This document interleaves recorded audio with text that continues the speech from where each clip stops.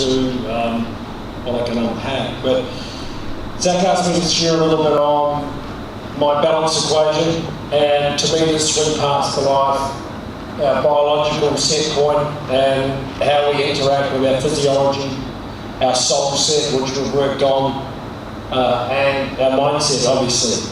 And all those three things make up you.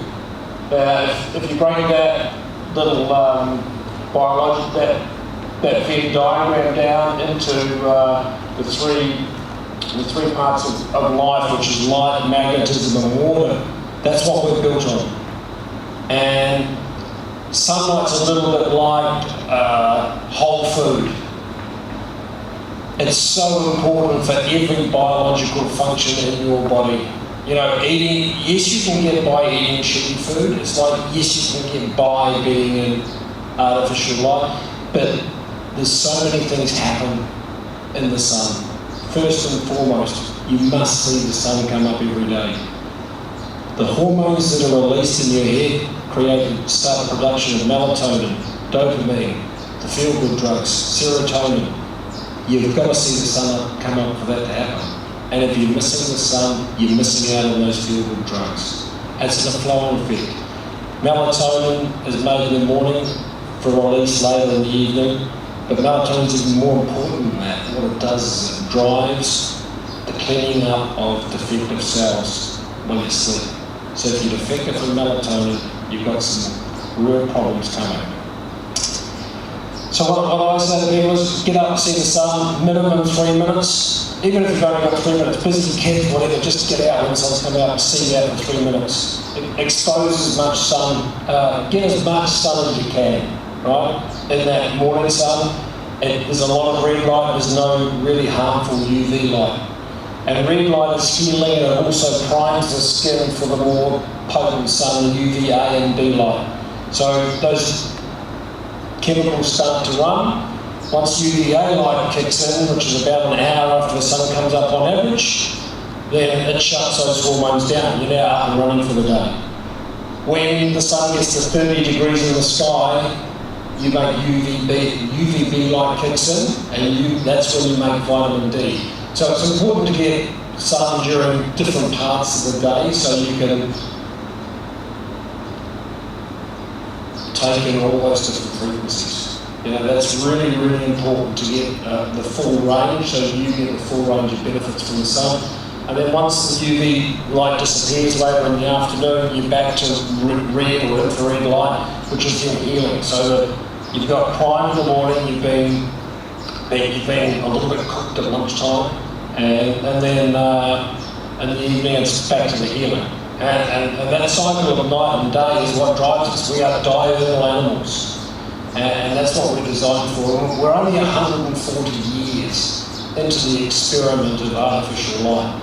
And the lights that we have today, the energy efficient bulbs, are destroying our melatonin cycle. That's why we've got so much depression. You know, people think that a lot of our disease is from what we eat. It's just not. It's from light. It all starts with light because the bad light destroys our photoreceptors that tell us when we're full, so we put on weight even though we're only eating a little. There's just so much to it. I'd love to help you guys in the process of better adapting your light environment to optimising your health, because when you get the mindset right and the heart right and the connection to upstairs and if the physiology isn't happy, then you can't really do too much, right? And I'm just super passionate to be able to share with you guys what I've learned in my journey and make a difference. That's what I'm here for, to make people's lives better. And come up to me in the break and let's have a bit of a chin around about how I might be able to help you. Yes, Miss Sweden, how can I help you? I just wanted to ask you because obviously in the north part of Sweden, where my partner comes from, some areas the sun doesn't rise for 3 months. Yeah. So it goes to the horizon, and then you just see a little bit of like red, and then it goes down again. Yeah, totally. So they have total darkness for 3 months. Yeah. And so, you know, we always say that's why they're so quiet up there, right? So there's a lot of suicide and things like that.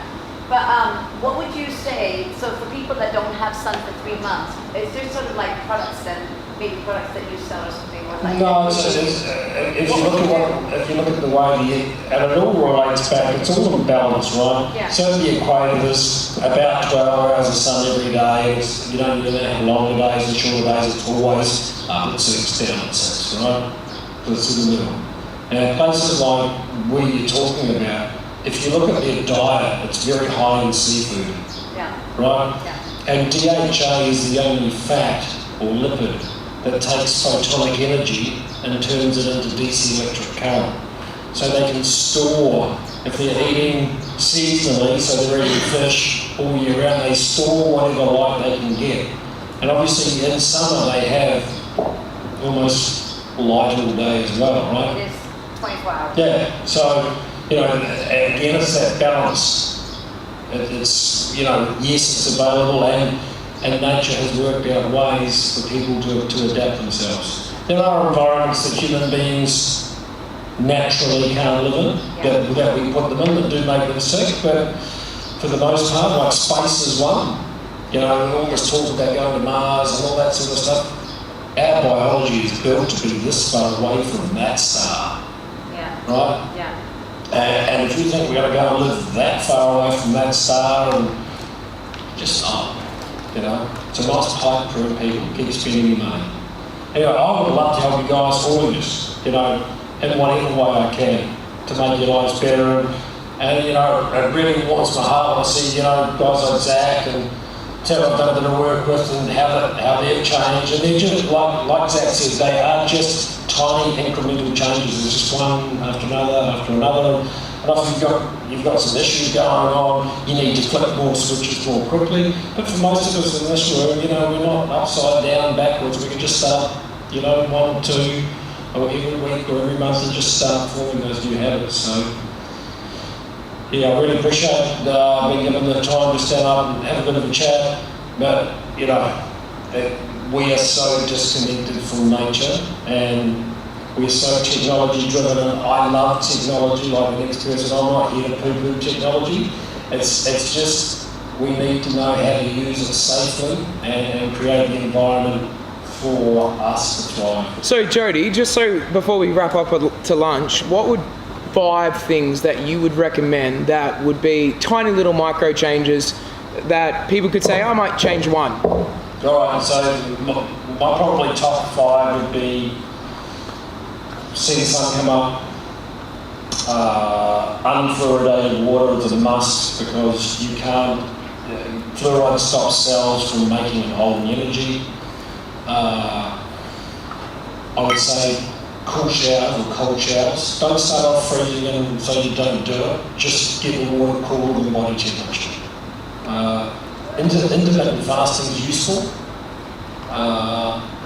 You know, I like intermittent fasting. You don't have to do it all the time, but it's something that is useful, and that might even be more important than what you eat.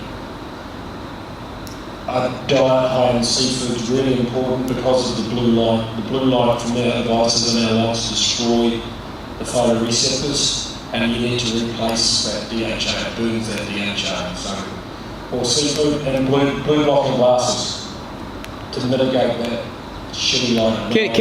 Can tonight, if someone wants to see, you've got glasses, can they try them on just to see what it's like? Yeah, a few different pairs. There was cheapest $20, and you know, I suppose the most expensive ones are probably $150 US. So they're not out of the park, but the difference it makes is phenomenal. Like if I don't have my glasses on at night, I don't sleep because I'm now conditioned to going back to good night's sleep. I don't sleep well, right? I appreciate it.